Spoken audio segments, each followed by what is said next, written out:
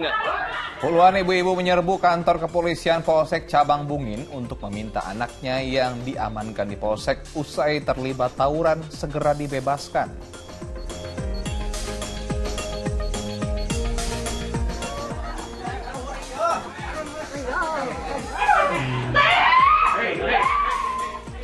Kesal tak diberi izin berjualan narkoba, seorang suami di Kabupaten Bogor, Jawa Barat tega membakar istrinya yang tengah tertidur di kamar.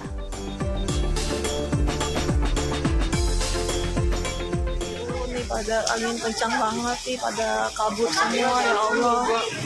Hancur kanopinya depan.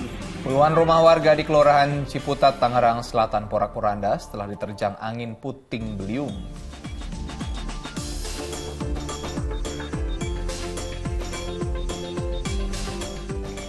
Kesal tak diberi jalan saat akan menyalip dari sisi kanan yang sempit di ruas tol Jagorawi, Jakarta Timur, pengendara mobil berplat dinas menodongkan benda diduga senjata api.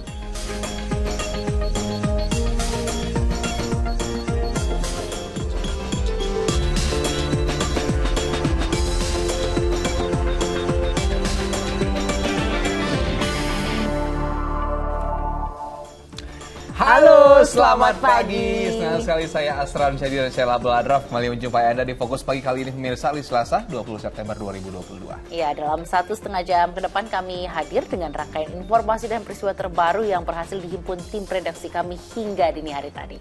Kita langsung saja ke informasi yang pertama pemirsa. Ini ada juru parkir liar lari kocar-kacir saat petugas Dinas Perhubungan menggelar razia di kawasan Pasar Tanah Abang, Jakarta Pusat. Ya, sementara di kawasan Kemayoran, 5 kendaraan diderek paksa petugas karena diparkir di bahu jalan.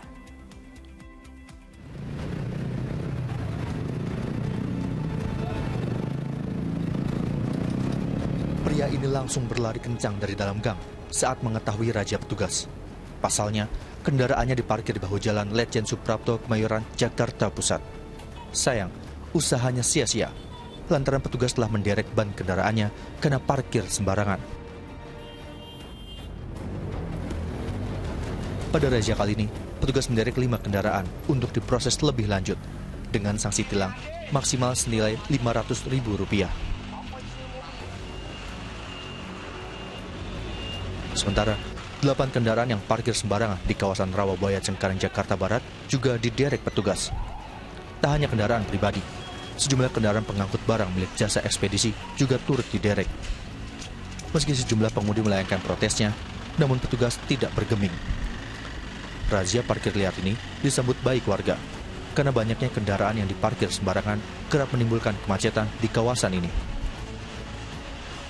Warga merasa terganggu dengan adanya truk-truk besar ini untuk lalu lintas, baik itu untuk ke pasar, ke sekolah, dan lain sebagainya. Karena di belakang lokasi ini ada banyak rumah-rumah penduduk yang memanfaatkan Jalan Kopaja ini. Di kawasan Pasar Tanah Abang, Jakarta Pusat, para juru parkir liar kocar-kacir berusaha memindahkan motor yang dijaganya. Meski beberapa motor berhasil dibawa, namun sedikitnya 12 motor milik pengunjung pasar diangkut petugas karena parkir di bahu jalan dan trotoar. Meski kerap dirazia, pelanggaran masih banyak ditemukan karena kurangnya kesadaran pemilik motor. Hampir setiap hari tidak henti-hentinya lalu kucing-kucingan dengan petugas. Apabila petugas datang, dia langsung bawa kendaraan roda 2-nya. Walaupun kita kedapatan selama si pelanggar itu masih bisa kita beri arahan, kembali terulang, tetap besoknya baru kita angkut kembali. Bagi sepeda motor yang diangkut, langsung dibawa ke kantor Dinas Perhubungan Jakarta Pusat. Mereka diberi sanksi tilang dengan denda senilai Rp250.000. Dan Vito Samarta dan Muhammad Nur melaporkan dari Jakarta. Ya, usai kumandang azan subuh untuk wilayah ibu kota DKI Jakarta dan sekitarnya, kami akan hadir dengan sejumlah informasi menarik lainnya. Di antaranya puluhan rumah warga di Kelurahan Ciputat, Tangerang Selatan, porak-poranda setelah diterjang angin puting beliung. Bersama kami di Fokus Pagi. Ya, selamat melaksanakan ibadah sholat subuh bagi warga DKI Jakarta dan sekitarnya. Kita lanjutkan informasi di pagi hari ini, pemirsa. Seorang remaja tewas usai terlibat tawuran antar dua kelompok remaja di kawasan Jatinegara, Jakarta Timur. Dua pelaku yang diduga melakukan pembacokan ditetapkan sebagai tersangka oleh polisi. Jatah tajamnya mana? Oh ini. Ini dia. 4 orang remaja ini tak berkutik saat diamankan tim Buser Polsek Jatinegara. Mereka diduga merupakan pelaku tawuran antar dua kelompok remaja di Jalan Basuki Rahmat, Jakarta Timur yang menewaskan seorang remaja meninggal dunia. Dari 4 orang yang diamankan, petugas kepolisian sektor Jatinegara akhirnya menetapkan 2 orang remaja berinisial RD dan AI sebagai tersangka pengeroyokan yang mengakibatkan MH meninggal dunia. Korban tewas di rumah sakit usai mengalami luka bacok yang cukup parah di bagian dada dan punggung. Kedua tersangka yang masih berusia 17 tahun ini tega menghabisi nyawa korban dengan menggunakan 2 bilah celurit. Dari hasil pemeriksaan, tawuran kedua kelompok terjadi akibat saling ejek. Selain para pelaku, polisi juga turut menyita barang bukti 2 bilah celurit dan pakaian lengkap milik korban yang berlumuran darah. Dalam hal ini terjadinya peristiwa tersebut yang menelan korban jiwa, adanya komunikasi melalui chat WA, karena tidak menggunakan media lain, hanya menggunakan chat WA, sehingga satu sama lain sudah sepakat untuk menentukan tempat atau lokasi antara satu pihak, pihak dari BEM maupun dari Kamboja. Guna mempertanggungjawabkan perbuatannya, kedua pelaku dijerat Undang-Undang Anak Subsidiar Pasal 170 KUHP tentang pengeroyokan menyebabkan kematian dengan ancaman maksimal 15 tahun penjara. Triwibowo melaporkan dari Jakarta.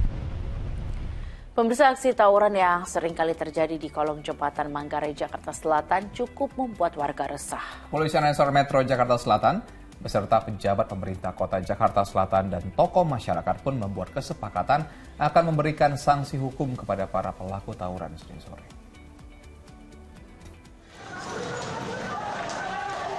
Aksi tawuran di kolong jembatan Manggarai, Jakarta Selatan ini sudah terjadi 3 kali dalam 1 bulan terakhir. Hal ini membuat Polres Metro Jakarta Selatan serta pejabat pemerintah dan tokoh masyarakat mengadakan pertemuan di kantor Lurah Manggarai. Poin kesepakatan untuk tidak melakukan tawuran dibacakan secara bersama oleh perwakilan warga Manggarai. Hasil mediasi, para tokoh masyarakat sepakat bahwa para pelaku akan diberi tindakan berupa penegakan hukum oleh pihak kepolisian.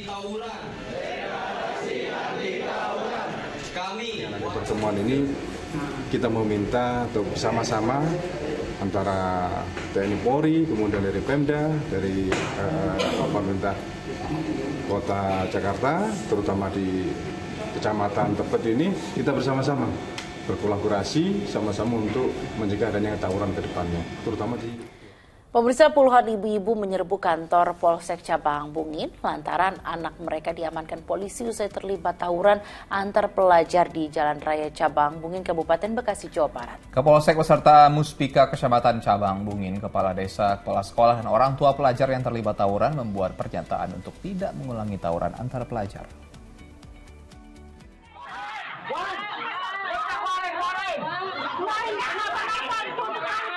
Seperti inilah keributan yang terjadi saat puluhan ibu-ibu warga Cabang Bungin, Desa Setiajaya, Kabupaten Bekasi, Jawa Barat, menyerbu kantor kepolisian Polsek Cabang Bungin.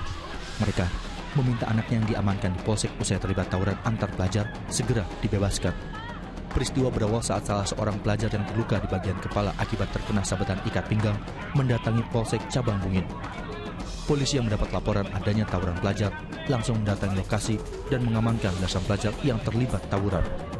Belasan pelajar itu kemudian dimintai keterangan oleh petugas. Namun, tiba-tiba orang tua para pelajar datang ke kantor Polsek Cabang Bungin, meminta anak mereka segera dibebaskan. Petugas pun kemudian membuat pernyataan terhadap para orang tua murid agar anak-anak mereka tak mengulangi tawuran. Himbauan saya, tolonglah, semuanya jangan dibebankan kepada guru sekolah. Tapi orang tua berperan aktif mengecek semua perilaku anaknya di luar. Kadang-kadang kita suka ketipu, anak kita alim, soleh, ternyata di luar dia udah bergaul dengan yang lain-lain. Itu himbauan saya. Kapolsek meminta sekolah agar membentuk satgas sekolah. Tak hanya itu, Pihak sekolah juga diimbau memperhatikan anak didiknya agar tidak terjadi tawuran antar pelajar. Muhabar melaporkan dari Kabupaten Bekasi, Jawa Barat. Ya, 2 supporter sepak bola terlibat bentrok di Stadion Patriot Candrabaga, Kota Bekasi, Jawa Barat pada Senin malam. Akibatnya seorang supporter terluka terkena pecahan kaca.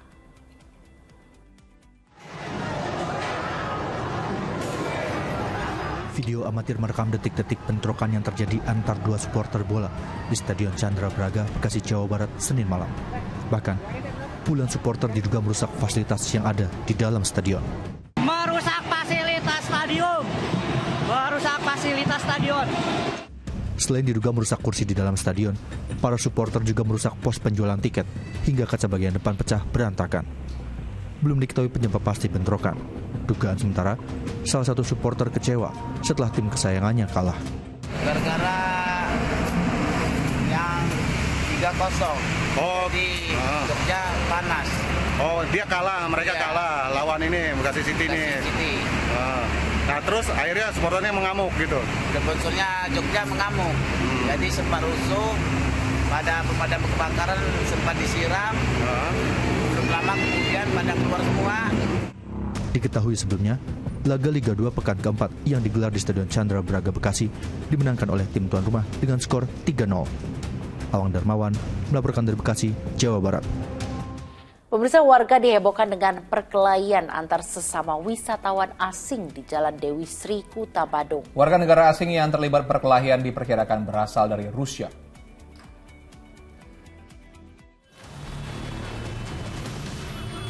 Perkelahian 1 lawan 3 orang ini terekam kamera video amatir berdurasi 29 detik viral di media sosial. Diperkirakan warga negara asing yang terlibat perkelahian berasal dari negara Rusia. Perkelahian di tengah jalan ini tentunya mengganggu arus lalu lintas karena kendaraan yang lewat harus berhenti.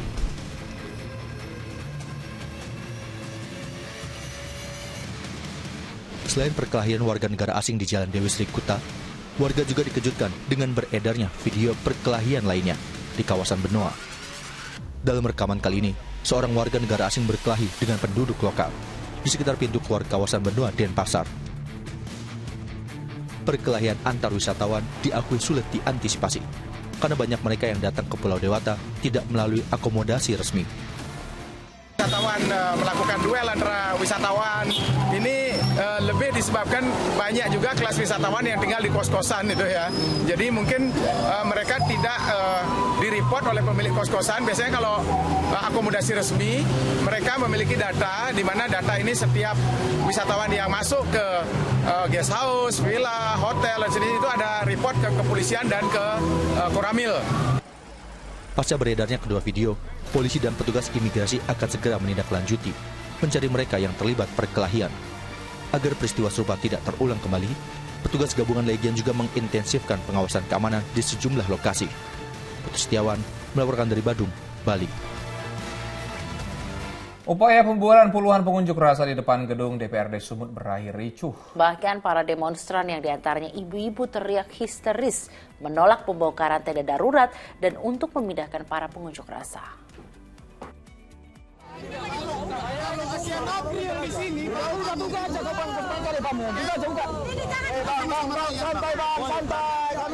Upaya negosiasi petugas Satpol PP ini berakhir ricuh saat akan memindahkan aksi unjuk rasa dari kelompok Tani Torang Jaya Mandiri dari Kabupaten Padang Lawas, Sumatera Utara.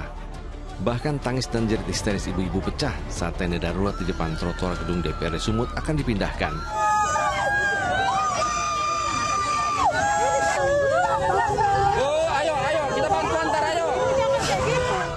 Dalam aksinya, warga menuntut penyelesaian sengketa lahan di Kecamatan Warumun Tengah serta Kecamatan Aik Nabala Barumun, Padang Lawas.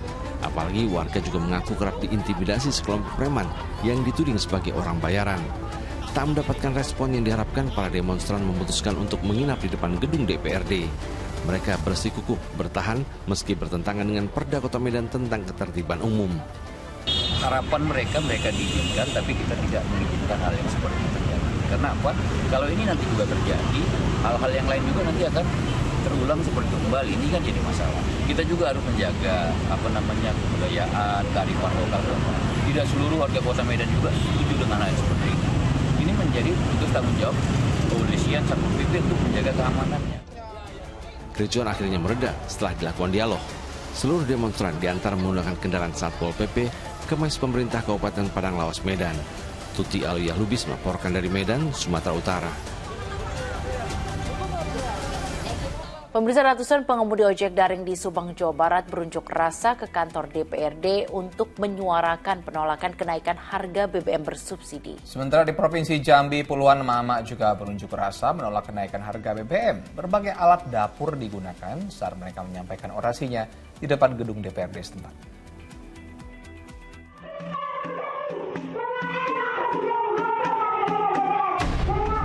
Puluhan wanita yang tergabung dalam aliansi Emak-emak Jambi menggelar unjuk rasa di depan kantor DPRD pada Senin siang. Mereka mendesak anggota dewan menolak kenaikan harga BBM bersubsidi. Massa bahkan turut membawa alat dapur sembari berorasi menyampaikan tuntutan. Unjuk rasa ini dikawal ketat aparat kepolisian. Usai ditemui oleh perwakilan anggota DPRD, massa membubarkan diri dengan tertib. Kita menolak dengan adanya kenaikan BBM karena dirasakan bahwa itu belum menjadi salah satu keputusan yang tepat dan cermat untuk saat ini diberlakukan karena kita baru saja melewati badai besar yaitu COVID-19 dan tentunya ya menjadi PR kita bersama. Maka dengan itu kami turun di sini bukan hanya untuk diri kami tetapi untuk kita semuanya. Aksi unjuk rasa menolak kenaikan harga BBM juga disampaikan ratusan pengemudi ojek online di Subang, Jawa Barat. Mereka mendatangi kantor DPRD dengan mendorong sepeda motor dari Museum Wisma Karya Subang. Selain kenaikan harga BBM, para pengunjuk rasa juga menuntut kenaikan standar tarif bagi seluruh aplikator ojol. Sebenarnya banyak sih Pak, itu apa, kalau tiap hari kan biasanya 20, 25, sekarang jadi 40, bensinnya jadi muter terus, bensinnya Allah. Kalau bisa Pak, turunin itu BBM-nya.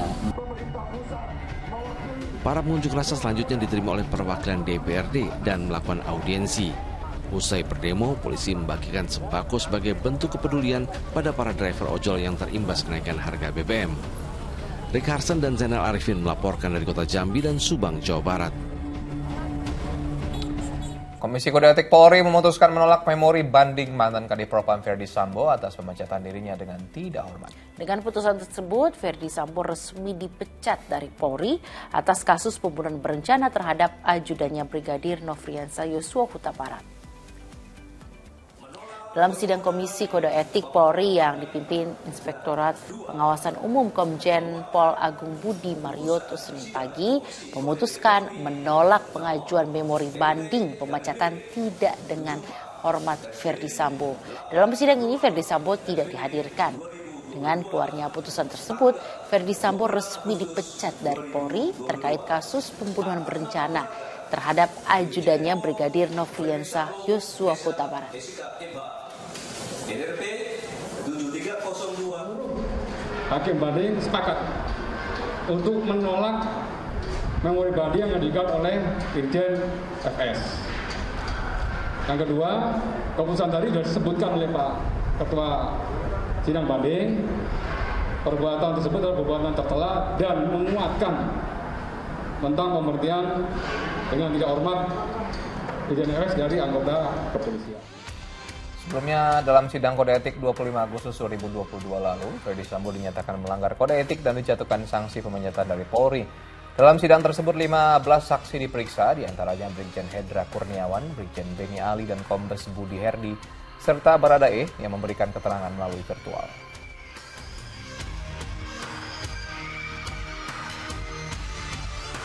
Beralih informasi lainnya, pemirsa, hujan deras disertai angin kencang di kota Tangerang Selatan menumbangkan sebuah pohon setinggi 15 meter dan menimpa sebuah warung hingga hancur. Pohon juga menutup jalan hingga berdampak pada kemacetan.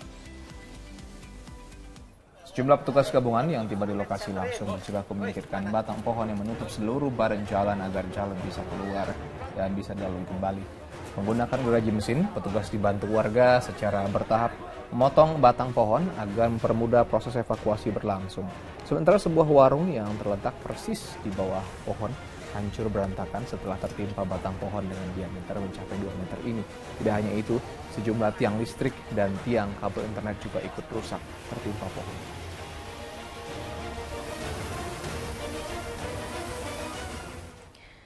Angin puting beliung menerjang permukiman warga di Ciputat, Tangerang Selatan, Banten. Selain mengakibatkan puluhan rumah warga rusak, sebuah bangunan SD juga terdampak.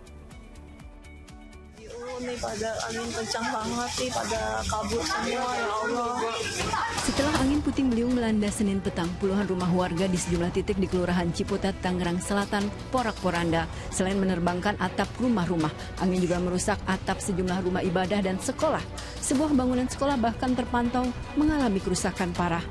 Hancur kanopinya depan.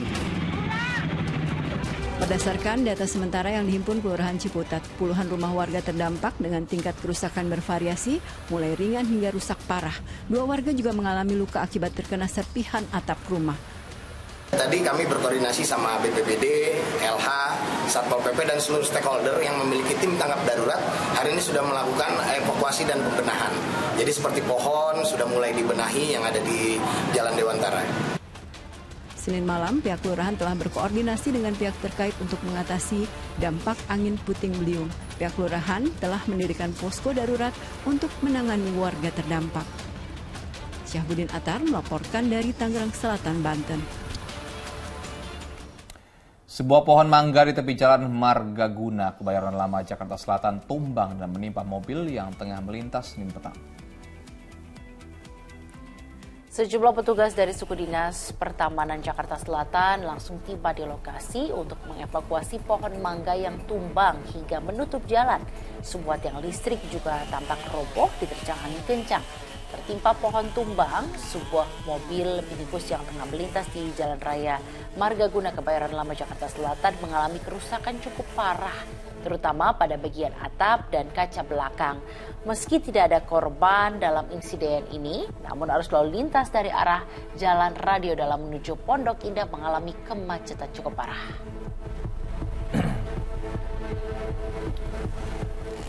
Sementara itu, sebuah rumah di Kalibata, Srengseng Sawah, Jakarta Selatan roboh usai tertimpa pohon yang tumbang Senin malam. Akibatnya 4 penghuni rumah terluka dan langsung dilarikan ke rumah sakit.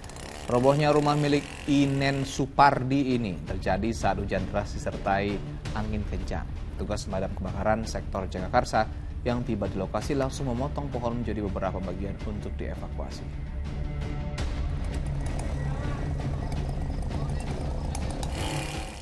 Ya, pemirsa, bencana tanah bergerak di Desa Bojongkoneng, Kabupaten Bogor, Jawa Barat makin meluas. Tanah bergerak ini membuat ratusan rumah rusak dan memutus akses jalan. Inilah sejumlah kerusakan yang terjadi di Desa Bojongkoneng, Kecamatan Babakan Madang, Kabupaten Bogor, Jawa Barat. Kondisi yang memprihatinkan tersebut akibat pergerakan tanah. Selain rumah warga yang porak-poranda, sejumlah akses jalan pun terputus. Kerusakan yang semakin parah membuat sejumlah warga mengungsi ke tempat yang lebih aman. Bersedia. Karena ya gimana lagi, rumah juga udah hancur. Tapi dari pihak pemerintah sudah memberitahukan akan direlokasi? Sudah sih kayaknya. Kemarin ada kabar dari Pak RT. Lebih dari 1.000 warga terdampak akibat peristiwa tanah bergerak ini. Pemerintah setempat berencana merelokasi warga. Namun, tengah dalam kajian sejumlah instansi terkait kultur tanahnya. Nanti mungkin ada tim yang lebih lanjut lagi terkait masalah struktur tanah layak atau tidaknya. Jadi ada pengkajian dulu ya? Dia ada pengkajian dulu. Itu dari pihak mana Kang yang akan mengkaji? PPMBG. Sementara guna memenuhi kebutuhan pangan warga sehari-hari, sejumlah bantuan terus berdatangan termasuk dibangunnya dapur umum. Sejumlah relawan nampak mempersiapkan lebih dari 800 porsi setiap harinya untuk para warga. Dana dikumpulkan dari para donatur dan pemerintah. Kita masak 3 kali sehari, 1 kali masak 280 bungkus ya. Menunya ada ayam, telur, oseng-oseng tempe, sayuran. Rencananya, pelayanan dapur umum bagi korban bencana pergerakan tanah ini akan terus dilakukan hingga status tanggap darurat bencana dicabut. Tim Liputan melaporkan. Seorang pengendara mobil berplat dinas menodongkan benda diduga senjata api ke pengendara lain di ruas tol Jagorawi, Jakarta Timur. Dari video amatir yang viral, diduga penodong kesal tak diberi jalan saat akan menyalip dari sisi kanan yang sempit.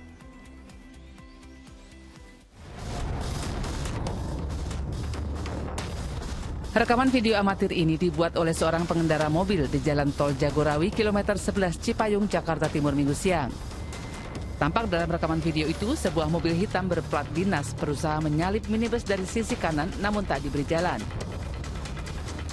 Mobil berplat dinas itu pun langsung menyalip dari sisi kiri, lalu pengendaranya menodongkan benda diduga senjata api ke arah pengendara minibus. Belum diketahui asli tidaknya plat nomor dinas kendaraan juga senjata api yang ditodongkan karena pihak PJR Jalan Tol Jagorawi belum menerima laporan dari korban. Jadi sebenarnya bahwa menggunakan jalur Palingkarang itu diperbolehkan apabila memang kebutuhan urgensi, namun tidak diperuntukkan untuk kepentingan pribadi. Jadi mungkin di sini sekiranya ada miskomunikasi antara dua kendaraan tersebut, yang mana kendaraan di depan tidak memberikan jalan kepada kendaraan dinas belakangnya, sehingga terjadilah peristiwa tersebut. Polisi dan PT Jasa Marga masih menelusuri rekaman CCTV untuk mengidentifikasi pelaku. Sementara pihak korban diimbau segera melapor untuk kepentingan penyelidikan. Triwibowo melaporkan dari Jakarta. Ya, terkait aksi koboi jalanan, juru bicara Kementerian Pertahanan Dahlil Simajuntak memohon maaf kepada masyarakat atas insiden tersebut. Sedangkan Direktur Pembinaan Penegakan Hukum POM TNI, Kolonel Laut Hoirul Fuad, membenarkan jika pelaku adalah prajurit TNI berpangkat kapten.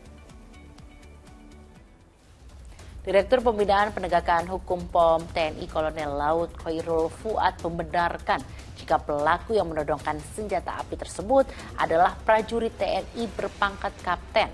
Saat insiden terjadi pada Minggu siang, pelaku mengendarai mobil dinas milik Kementerian Pertahanan. Sementara itu, juru bicara Kementerian Pertahanan Dahlil Simajuntak mengatakan yang bersangkutan segera diproses hukum di bagian internal Kemhan dan akan dikembalikan ke Mabes TNI. Mewakili Kementerian Pertahanan, Dahlil juga memohon maaf kepada masyarakat atas perilaku bersangkutan yang tidak patut, serta berterima kasih kepada warga yang telah aktif mengawasi perilaku personel Kemhan.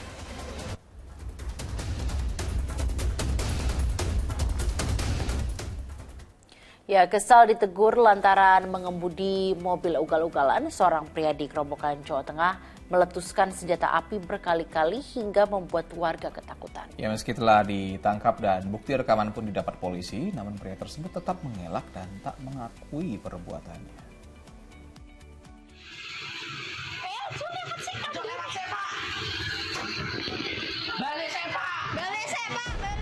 Warga di Jalan Raya Godong Karangayung, Desa Sumberjo Sari, Gerobokan, Jawa Tengah, panik saat seorang pria meletuskan senjata api membabi buta di jalanan Sabtu malam kemarin. Warga sontak bersembunyi agar tak diterjang peluru nyasar. Aksi ala koboi yang dilakukan pria bernama Agus itu dipicu rasa kesalnya usai dihajar warga. Ia dihakimi massa lantaran menyerang pria bernama Aziz yang menegurnya karena mengemudi mobil secara ugal-ugalan. Pria itu pun mengalami patah tulang kedua tangannya karena terjatuh saat didorong oleh pelaku. Dari awal kan mundar-mandir 4 kali.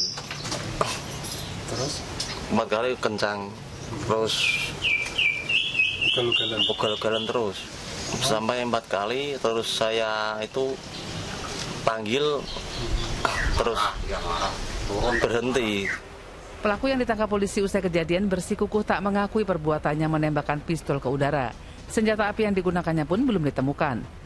Yang diduga menggunakan senjata api soft gun atau gas gun itu untuk sementara dalam penyelidikan. Selain memeriksa Agus, polisi juga memeriksa sejumlah saksi. Sementara mobil yang digunakan sudah disita sebagai barang bukti. Arif Nur melaporkan dari Gerobokan, Jawa Tengah. Kesal tak diberi izin berjualan narkoba, seorang suami di Kabupaten Bogor, Jawa Barat tega membakar istrinya yang tengah tertidur di kamar. Fokus pagi akan segera kembali dengan Asran Syadi selengkapnya.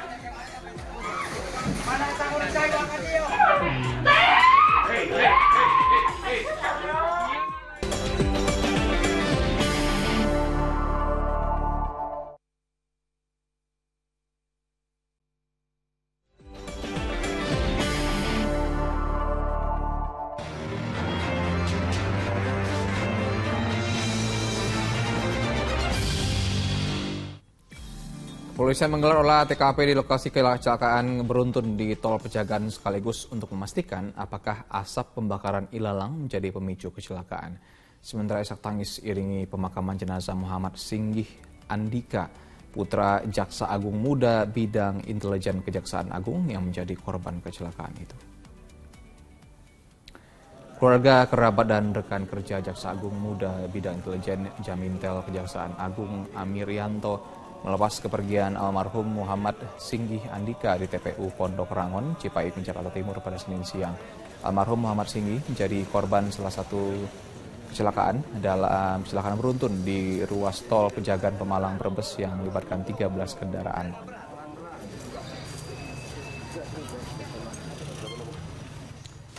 Sementara itu, Polda Jawa Tengah dan Satlantas Polres Brebes menerjunkan tim laboratorium forensik guna melakukan olah TKP dan penyelidikan. Hal ini untuk memastikan apakah benar asap pembakaran ilalang menjadi pemicu terjadinya kecelakaan beruntun di ruas tol Pejagan Pemalang yang menyebabkan satu korban tewas dan belasan lainnya luka-luka. Penyelidikan juga difokuskan apakah ilalang terbakar atau sengaja dibakar. Sementara untuk mencegah hal serupa terjadi, kepolisian sudah berkoordinasi dengan Badan Pengelola Jalan Tol untuk melakukan langkah antisipasi. Yang jelas ini kan dari asap, dari ilalang yang terbakar, jadi menutupi pandangan penglihatan. Ada rencana penyidikan lebih jauh Pak tentang pelaku dan lain-lain? Ini dari Satuan Satreskrim sedang melakukan penyelidikan juga. Ada unsur dugaan kelalaian Pak dari pihak apa? Penyelenggara jalan nanti sedang kami lakukan penyelidikan. Sebelumnya pada Minggu siang diduga jarak pandang terhalang kepulan asap dari pembakaran rumput. 13 kendaraan terlibat kecelakaan beruntun di ruas tol Pejagan Pemalang kilometer 253. Seluruh kendaraan yang terlibat kecelakaan beruntun malang melintang menutup jalan tol. 1 orang tewas dalam insiden ini, sementara 19 lainnya menderita luka-luka. Seorang korban mengatakan kecelakaan beruntun itu disebabkan asap dari pembakaran rumput di area persawahan samping jalan tol. Tebalnya asap yang menyelimuti jalan tol menghalangi jarak pandang pengemudi.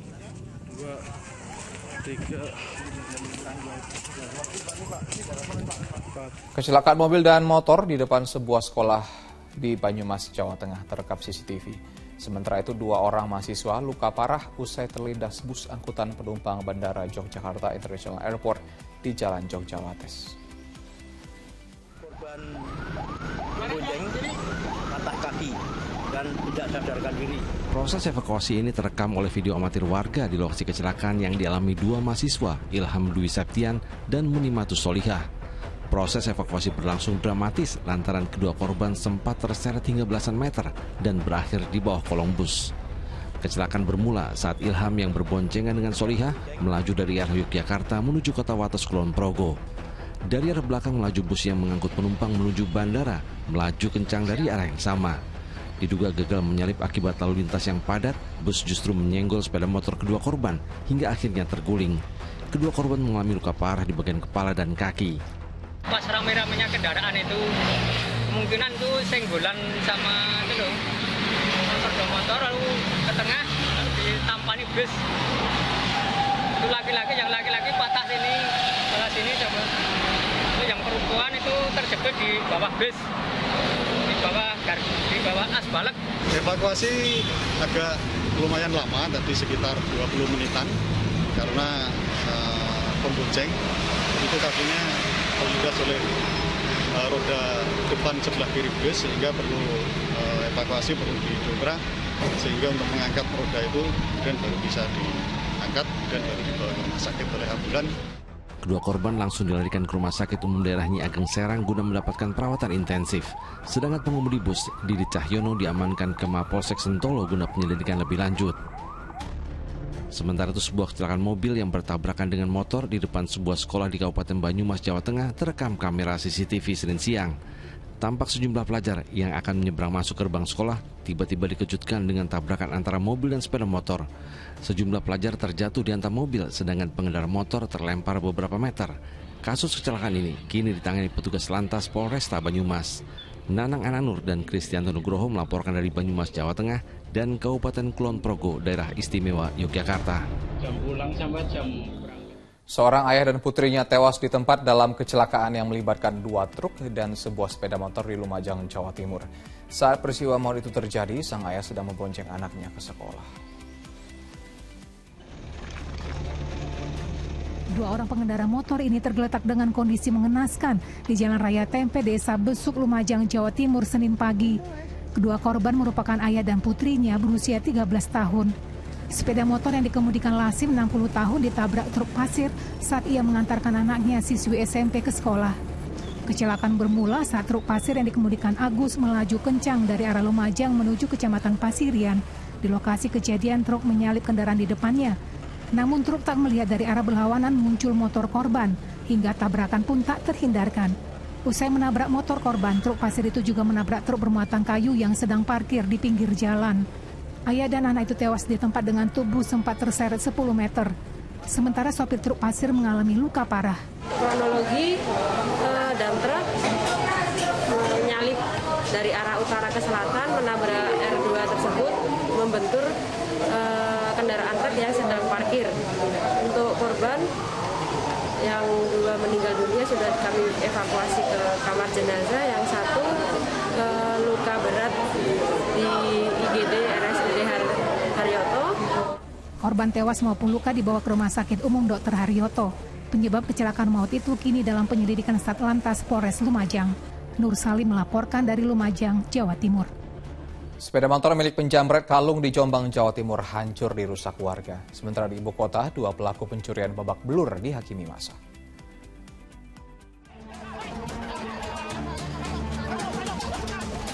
Sejumlah warga Kedaung Kaliangke, Cengkareng, Jakarta Barat geram dengan aksi 2 pria pelaku pencurian yang terpergok membobol tempat usaha pangkas rambut. Kedua pelaku nyaris babak belur dihakimi warga. Aksi keduanya dipergoki salah satu karyawan saat tengah merusak gembok tempat pangkas rambut dan mencuri sejumlah barang yang ada di dalamnya. Kedua pelaku yang panik langsung melarikan diri dengan sepeda motor, namun korban berhasil menendang sepeda motornya hingga para pelaku terjatuh. Tak terima dengan perlakuan korban, salah satu pelaku menganiaya korban hingga mengalami luka di bagian dahi. Motornya udah mau digas, langsung saya tendang, jatuh, berkelahilah kita di situ. Sudah itu, saya nggak tahu ini kena seluruh atau kena ini, karena yang satu tadi ngejatuhin saya. Sementara di Jombang, Jawa Timur, sebuah motor milik pelaku pencurian perhiasan dirusak warga menggunakan batu. Pelaku yang merampas kalung seorang nenek itu pun babak belur dihakimi massa. Aksinya diketahui warga setelah korban yang telah lanjut usia berusaha melakukan perlawanan, namun korban ditendang hingga terjatuh. Sang nenek pun berteriak meminta pertolongan warga. Kemudian sempat menghalang atau menghadang si pelaku ini dengan sepeda motornya ini, yang kemudian mbah-mbah itu sempat juga ditendang dan sebagainya untuk berupaya melarikan diri. Namun akhirnya sempat mbah-mbah itu minta tolong kepada warga. Kini pelaku telah diamankan Satuan Reserse Kriminal Polsek Peterongan dan terancam hukuman 9 tahun penjara. Tim Liputan melaporkan. Diduga tak disetujui menjalankan bisnis narkoba, seorang suami di Kabupaten Bogor, Jawa Barat tega membakar istrinya. Akibatnya korban menderita luka bakar di bagian kaki.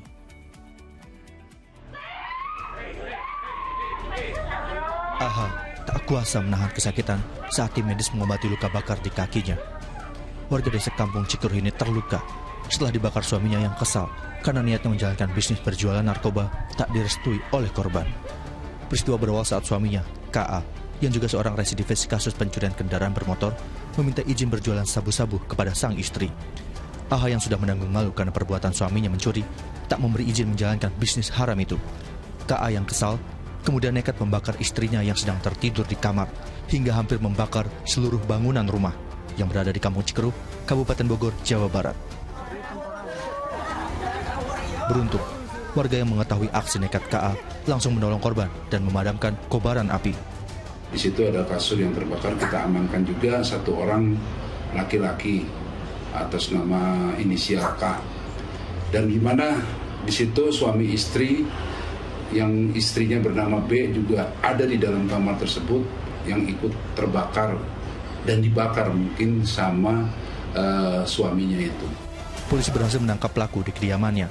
Atas perbuatannya, pelaku dijerat dengan pasal berlapis dengan ancaman hukuman 20 tahun penjara atau seumur hidup. Asep Solihin melaporkan dari Kabupaten Bogor, Jawa Barat. Seorang pria di Kabupaten Pasangkayu, Sulawesi Barat ditemukan tewas bersimbah darah di kolong rumahnya. Korban diduga dibunuh anak kandung, diduga terkait soal utang piutang. Assalamualaikum, ini ada korban pembunuhan bapak dibunuh anaknya. Pria Parubaya bernama Moh Yunus ditemukan tewas bersimbah darah di halaman rumah anaknya di Dusun Sidodadi, Desa Pedanda, Pedongga, Sulawesi Barat. Korban diduga tewas akibat dianiaya anak kandungnya sendiri dengan senjata tajam. Saat diperiksa, tersangka mengaku nekat membunuh korban karena kesal. Ayahnya sering meminjam uang, namun utang piutangnya dibebankan pada tersangka. Saat ditegur, ayahnya justru marah-marah hingga berujung pada penganiayaan. Sering mengambil uang atau meminjam uang kepada orang-orang di kampungnya. Karena jengkel, akhirnya cekcok bapak dengan anak, akhirnya anak tersebut membunuh bapaknya sendiri dengan sebilah parang. Usai membunuh, pelaku menyerahkan diri ke polisi. Atas perbuatannya, tersangka dijerat pasal pembunuhan dengan ancaman hukuman maksimal 15 tahun penjara. Edi Junaidi melaporkan dari Pasangkayu, Sulawesi Barat. Ditinggal sendirian, seorang bocah laki-laki berusia 3 tahun di Riau jatuh dari jendela kamar hotel di lantai 3. Korban dalam kondisi kritis sempat dilarikan ke rumah sakit namun nyawanya tak tertolong. Di lokasi inilah tubuh mungil bocah laki-laki berusia 3 tahun tergeletak dalam kondisi kritis. Korban ditemukan oleh petugas keamanan hotel yang sedang melakukan patroli Senin pukul 3 dini hari. Korban sempat dilarikan ke rumah sakit namun nyawanya tak tertolong. Belakangan diketahui bocah itu ditinggal sendirian di kamar hotel lantai 3 oleh kedua orang tuanya yang pergi ke kafe hotel di lantai 1 sekira pukul 2 pagi. Diduga bocah malang itu membuka jendela kamar hotel untuk mencari orang tuanya, namun ia justru terjun bebas ke lantai dasar. Di lantai 38 ditemukan pintu jendela sudah terbuka. Terbuka. Dan orang tua dari korban waktu anak itu jatuh tidak ada bertempat. Terkait peristiwa itu, pihak manajemen hotel menyatakan telah menerapkan sistem keamanan hotel sesuai standar. Kalau hotel sih sudah standar, Pak, kita ada standar tertentu, makanya itu kita tunggu hasil investigasi saja. Peristiwa tragis yang melibatkan balita itu tengah ditangani Polsek Bukit Raya. Ahmad Dison melaporkan dari Pekanbaru, Riau. Nekat melompat ke atas kereta api yang tengah berjalan, seorang penumpang nyaris kehilangan nyawa di stasiun Tugu, Yogyakarta. Pos Pagi segera kembali bersama Sheila Baladra sesaat lagi.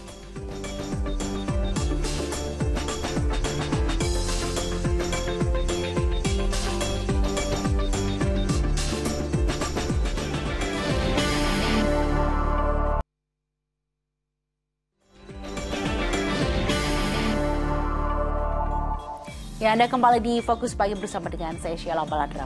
Pemirsa, 2 rumah nelayan ambruk akibat dihantam ombak besar. Beruntung pemilik rumah berhasil menyelamatkan diri. 2 rumah nelayan di Gudang Lelang, Bumi Waras, Bandar Lampung, Lampung, ambruk diterjang ombak setinggi 2 meter yang datang bersamaan dengan hujan lebat. Kayu bekas bangunan dan perabotan rumah tangga berserakan di permukiman air. Bahkan ada yang sudah hanyut terbawa air. Dengan alat seadanya, warga berusaha menyelamatkan barang yang tersisa. Beruntung pemilik rumah berhasil menyelamatkan diri sebelum rumah semi permanen mereka rubuh.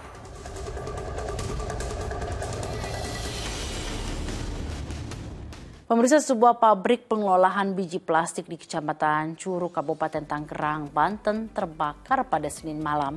Kebakaran diduga akibat panel listrik tersambar petir saat hujan turun dan membuat warga khawatir karena lokasinya yang dekat dengan permukiman.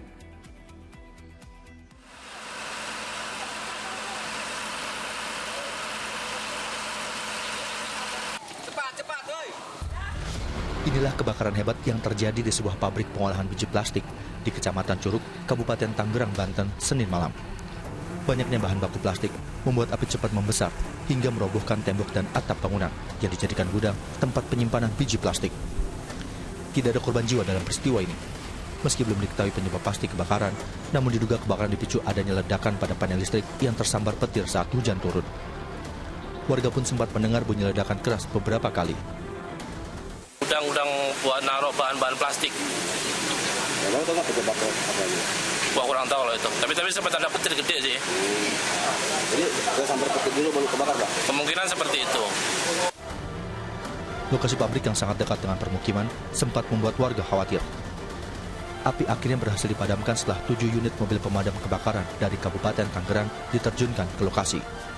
Syahbudin Atar melaporkan dari Kabupaten Tangerang, Banten. Ya, pemirsa, jangan lupa matikan aliran listrik saat pergi meninggalkan rumah dalam kondisi kosong. Nah, ini diduga akibat korsleting listrik, sebuah rumah di Tanggamus, Lampung terbakar.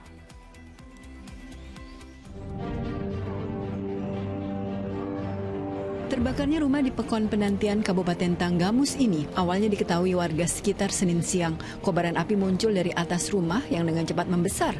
Warga sekitar coba memadamkan api dengan peralatan seadanya. Namun material bangunan yang mudah terbakar membuat api cepat meluas ke seluruh rumah. Api bisa dipadamkan setelah petugas pemadam kebakaran yang kemudian datang bekerja selama sekitar 1 jam. Namun rumah yang tengah kosong ditinggal penghuninya berladang ini telah ludes terbakar. Saya lagi di gunung di kebon. Saya kaget. Terus nanti saya turun. Lihat udah habis. Udah nggak ada semua, udah hangus semua. Ya, ini kebakar semua rumahnya, Bu, ya? Iya, habis isi-isinya sama ya rumahnya. Diduga api bersumber dari hubungan pendek arus listrik. Arus listrik, Bu, ya. Saat kebakaran Bapak ada di mana, Pak? Saya lagi di atas di rumah ibu saya. Tahu-taunya ngelihat api udah itu pulang aku. Apa aja yang kebakar, Pak? TV, tempat tidur, perabotan alat dapur rumah, sama kursi, sama lemari. Meski tidak ada korban jiwa maupun luka, namun kerugian pemilik rumah ditaksir 80 juta rupiah. Korban berharap adanya uluran bantuan untuk mendirikan kembali rumahnya yang telah menjadi puing berserak. Asep Saifullah melaporkan dari Tanggamus, Lampung. Ya, nekat melompat ke atas kereta api yang telah berjalan, seorang penumpang nyaris kehilangan nyawa di stasiun Tugu, Yogyakarta. Ia terjatuh ke celah peron, bahkan kakinya nyaris terseret kereta yang berjalan.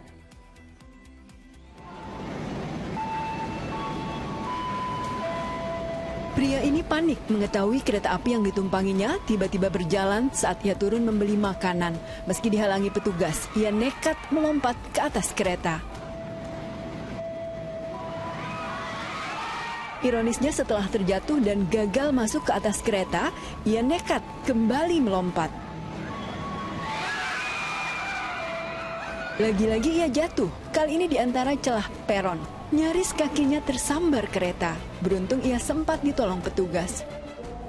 Jatuh di antara celah peron, ya, antara peron dengan rangkaian kereta sehingga mengakibatkan luka di kakinya, di kaki kanannya. Selanjutnya petugas stasiun membawa penumpang tersebut ke pos kesehatan. Peristiwa yang video amatirnya viral di media sosial ini terjadi Minggu pagi saat kereta api Bangunkarta jurusan Jombang, Jakarta Pasar Senen berhenti sejenak di stasiun Tugu, Yogyakarta. Sang penumpang nekat tersebut langsung dilarikan ke rumah sakit untuk mendapat perawatan medis. Nasrul Nasih melaporkan dari Yogyakarta. Ya, diduga ambulans tidak diperuntukkan membawa jenazah seorang warga Polewali Mandar, Sulawesi Barat yang meninggal dunia di puskesmas terpaksa ditandu warga. Jenazah dibawa warga ke rumah duka dengan berjalan kaki sejauh 5 km.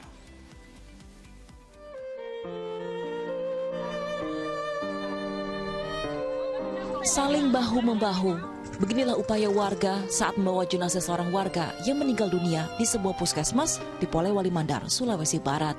Jenazah terpaksa ditandu warga sejauh 5 km menuju rumah duka. Lantaran pihak puskesmas Campalagian diduga menolak meminjamkan fasilitas ambulans. Pihak puskesmas menyatakan ambulans yang berada di puskesmas tidak diperuntukkan untuk membawa jenazah. Yang ini mayat mau dibawa pulang, bilang tidak bisa, cari sendiri di mobil, Bu, begitu ceritanya. Nah. Iya, terpaksa kan tidak ada mobil, kita telepon katanya itu mobil ambulans masih di Makassar, telepon lagi ke Polewali tidak ada juga. Nah, ya terpaksa dia ke sini. Video warga menandu jenazah tersebut ramai jadi perbincangan warganet. Sementara hingga kini belum ada keterangan resmi dari pihak puskesmas terkait kejadian ini. Edi Junaidi melaporkan dari Polewali Mandar, Sulawesi Barat. Pemirsa, antrian warga berdesakan mencairkan BLT subsidi BBM masih terus terjadi di sejumlah daerah. Sementara itu, oknum istri kepala dusun di Kabupaten Blora, Jawa Tengah diduga memotong BLT BBM sebesar Rp20.000 usai warga mencairkan BLT. Rekaman video amatir warga ini memperlihatkan seorang wanita parubaya mempertanyakan alasan ia harus menyetor uang Rp20.000 dari BLT subsidi BBM yang diminta oleh seorang perempuan usai pembagian BLT BBM di Dusun Nglego, Desa Sumberjo, Kabupaten Blora, Jawa Tengah. Tapi perempuan yang diduga istri kepala Dusun Nglego itu tak bisa menjelaskan alasannya. Bolak-balik ngaturi undangan terus, kan terang-terang kan dapat entok, minggu kok dibagi ngasih bagian. Dibagi saya betul rasa. Betul, dibagi. Jadi dibagi anu sama pekerjaan dhewe. Dumba kan bocor pergawe ngono. Menyusul video dugaan pemotongan BLT BBM itu viral di media sosial, Dinas Sosial Kabupaten Blora turun tangan dan langsung memeriksa sang istri kepala dusun tersebut. Uang yang sudah terlanjur disetor kemudian dikembalikan kepada penerimanya.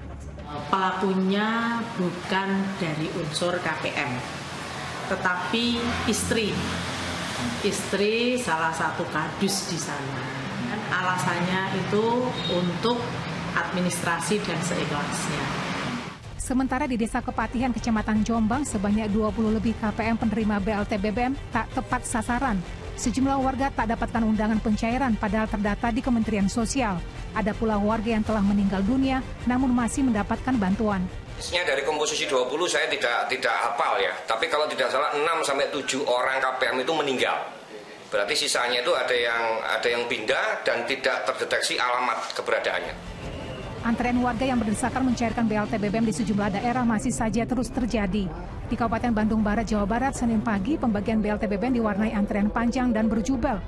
Di tengah antrean ribuan warga terdapat lansia dan para ibu yang harus membawa anak balita mereka demi mendapatkan BLT BBM dan bansos total senilai Rp500.000. Sementara di Desa Jenang, Kabupaten Cilacap, ratusan warga antre berdesakan bahkan hingga jalan raya. Mereka berebut tempat agar dapat antrean terdepan demi BLT subsidi BBM dan sembako sebesar Rp500.000. Tim Liputan melaporkan. Pemirsa, seekor monyet kedapatan berkeliaran di kantor Polsek Jatinegara, Jakarta Timur, bahkan terjebak di dalam kamar mandi. Petugas Gulkarmat Jakarta Timur lalu mengevakuasi monyet agar tidak mengganggu masyarakat. Sambil membawa seperangkat peralatan untuk menangkap satwa liar, petugas Gulkarmat Jakarta Timur langsung mengarah ke kamar mandi musola begitu tiba di kantor Polsek Jakarta Timur. Saat masuk ke kamar mandi, monyet tampak bersembunyi di balik ember.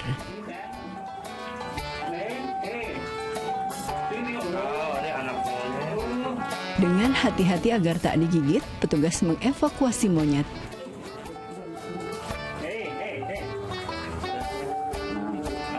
Monyet yang tampak ketakutan tersebut bisa dikeluarkan tanpa kendala berarti. Kalau melihat kondisinya sepertinya ini peliharaan, karena dia masih menggunakan pampers ya. Iya. Yeah. Artinya kabur dia. Iya. Nggak ada kendala tadi ya, nggak ada perlawanan. Alhamdulillah tidak ada kendala. Diduga monyet ini merupakan hewan peliharaan warga yang terlepas dari kandang lalu kebingungan hingga akhirnya masuk ke kantor polisi. Petugas selalu membawa monyet ke kantor Gulkarmat Jatinegara untuk nantinya akan diserahkan ke kantor Suku Dinas Kelautan Pertanian dan Ketahanan Pangan Jakarta Timur. Triwibowo melaporkan dari Jakarta. Setelah memastikan satu tempat di Piala Asia U20, Timnas Indonesia dihadiahi bonus. Fokus Pagi segera kembali dengan informasi lengkapnya.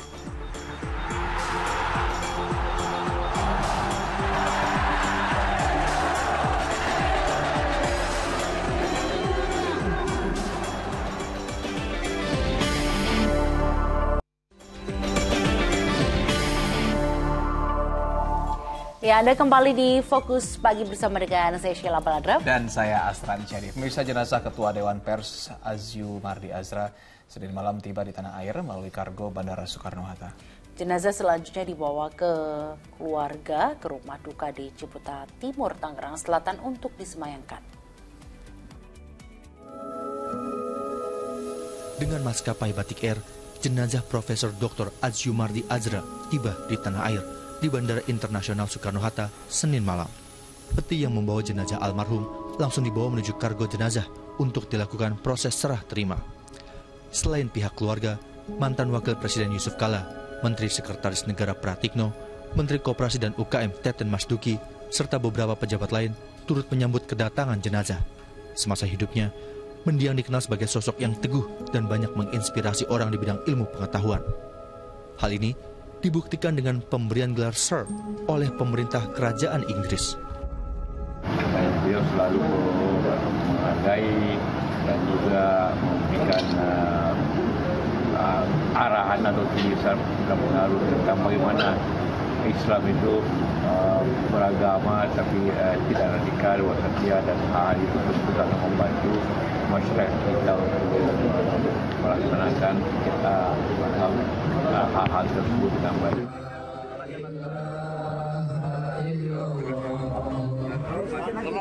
Sejumlah tokoh menteri, mahasiswa, dan masyarakat umum juga menyambut kepulangan jenazah Adjumardi Azra di perumahan Puri Laras 2, Ciputat, Tanggerang Selatan, Banten. Suasana haru menyelimuti pelaksanaan serah terima jenazah Ketua Dewan Pers ini. Adjumardi Azra wafat di rumah sakit di kawasan Selangor, Malaysia setelah mendadak pingsan di dalam pesawat, diduga akibat serangan jantung. Almarhum wafat meninggalkan 4 orang anak. Rencananya, jenazah akan disolatkan di auditorium kampus UIN Ciputat Selasa pagi, sebelum dimakamkan di Taman Makam Pahlawan Kalibata.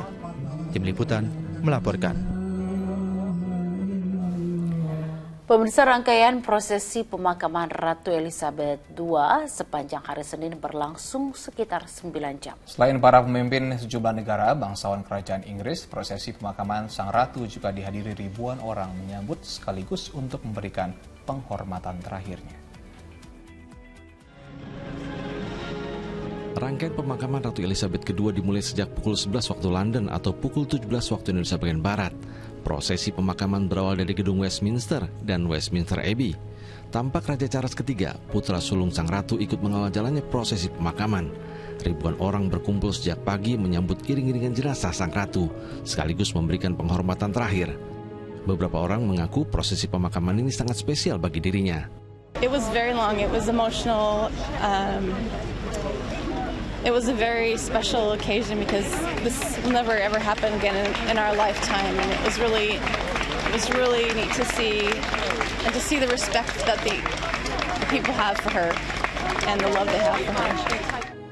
Prosesi puncak pemakaman adalah ketika peti jenazah Sang Ratu dibawa dari Wellington Arch, Hyde Park Corner menuju kapel St. George di Kastil Windsor. Sekitar pukul 16 sore waktu London, digelar upacara kebaktian di kapel St. George untuk selanjutnya dimakamkan berdampingan dengan suaminya, Pangeran Philip. Kapel St. George sendiri adalah kapel abad pertengahan yang merupakan tempat bersejarah bagi banyak raja di Inggris Raya, dan kini menjadi tempat peristirahatan terakhir bagi Sang Ratu Elizabeth II dan suaminya, Pangeran Philip.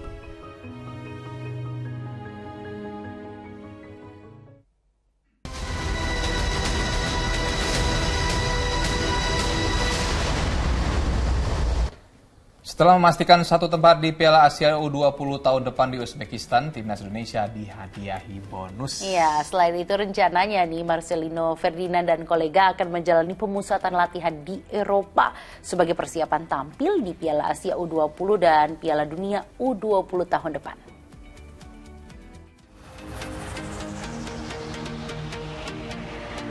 Tim nasional Indonesia memastikan satu tiket di ajang Piala Asia U20 setelah menundukkan Vietnam dengan skor 3-2 dan menjadi juara grup F babak kualifikasi. Atas prestasi yang ditorehkan, seluruh pemain, ofisial, dan pelatih mendapatkan bonus dari manajer timnas Kombes Pol Sumarji yang nominalnya dirahasiakan. Harapannya melalui bonus ini dapat memacu motivasi para pemain untuk terus bekerja keras dan tampil maksimal. Selain bonus, rencananya timnas U20 akan menggelar pemusatan latihan di Eropa sebagai persiapan tampil di Piala Asia U20 Uzbekistan dan Piala Dunia U20 yang akan berlangsung di Indonesia. Sudah saya sampaikan. Kenapa? Ya uang lah, sudah. Terus ke depan gimana? Kita persiapkan untuk TC ke luar negeri, ke Eropa. Persiapan Piala Dunia. Tim Garuda Nusantara diharapkan dapat melangkah jauh di ajang Piala Asia U20 dan Piala Dunia U20 tahun 2023, meskipun harus berhadapan dengan negara kuat sepak bola. Arif Purwanto melaporkan dari Surabaya, Jawa Timur. Ya, setelah membawa timnas Indonesia U20 mengalahkan Vietnam dengan skor 3-2 di Piala Kualifikasi Piala Asia 20 Minggu malam lalu. Nah, ini tanpa istirahat nih, Sheikh Sintayong langsung memimpin latihan timnas Indonesia senior jelang uji coba melawan Curaçao di lapangan Sidolik, Bandung pada Senin sore.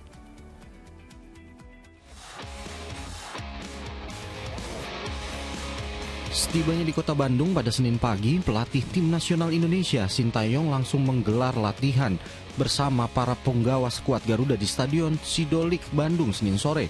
Sesi latihan bersama timnas senior merupakan bagian dari persiapan jelang laga uji coba melawan Curaçao pada 24 dan 27 September mendatang. Latihan ringan kali ini dilakukan untuk pemulihan kondisi dan perkenalan antar pemain.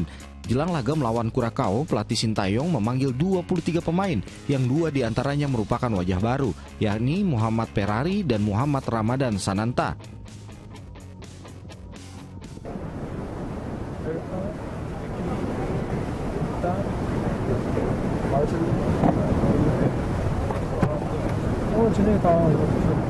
팬들이 더 많은 관심을 가지고 우리 AT 아무래도 응원을 많이 해주면서 Rencananya, pertandingan FIFA Matchday Indonesia melawan Curaçao akan digelar di Stadion Gelora Bandung Lautan Api pada 24 September dan di Stadion Pakansari pada 27 September mendatang.